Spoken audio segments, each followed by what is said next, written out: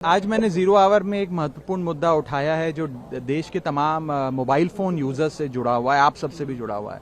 वो ये है कि हम जब अपना रिचार्ज कराते हैं तो हमें अपने प्लान के अनुसार डेली की डेटा लिमिट मिलती है। 1.5 GB प्रतिदिन डेटा, 2 GB, 3 GB।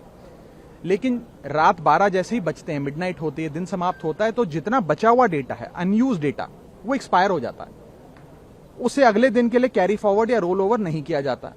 आपसे, कंज्यूमर से, यूजर से पैसा तो पूरे डेटा का लिया जाता है, लेकिन जितना आपका बचा हुआ अनयूज डेटा है वो कंपनियां फोरफीट कर लेती हैं। ये गलत है। जिस प्रकार से आप मान लीजिए पेट्रोल भरवाते हैं गाड़ी में 20 लीटर, महीने भर में 15 लीटर इस्तेमाल किया, 5 लीटर बच गया, तो महीने के अंत पे पेट्रोल पंप का मालिक आकर ये तो नहीं कहता कि 5 लीटर वापस करो, कि वैलिडिटी समाप्त हो गई।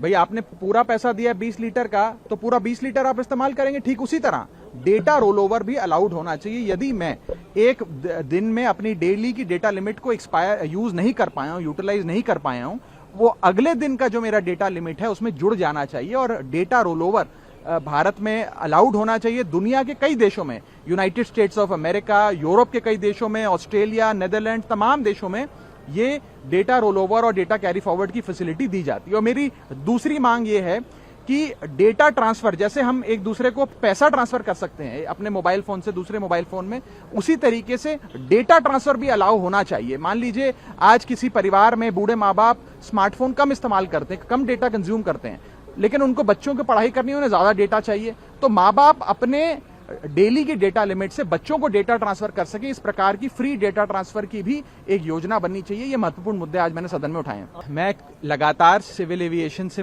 जुड़े मुद्दे उठाते रहा हूं और मेरा लक्ष्य बस यही रहा है कि देश का आम इंसान जो है वो हवाई यात्रा उसके लिए सुखद हो और उसके बजट के रेंज में हो, इतनी एक्सपेंसिव ना हो जाए कि वो हवाई यात्रा कर ही ना पाए। और तमाम तरीके की एयरलाइन से जुड़ी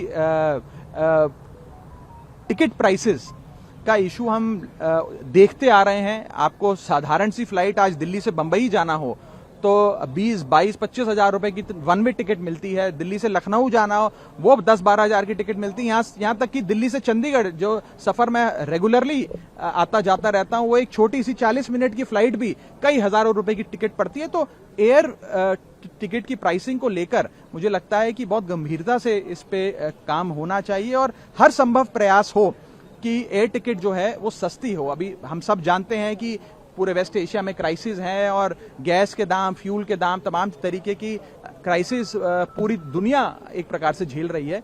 उन सारी चीजों के मद्देनजर फिर भी हर संभव प्रयास हो कि एयर टिकट जो है वो एक आम आदमी की रीच के बाहर ना हो।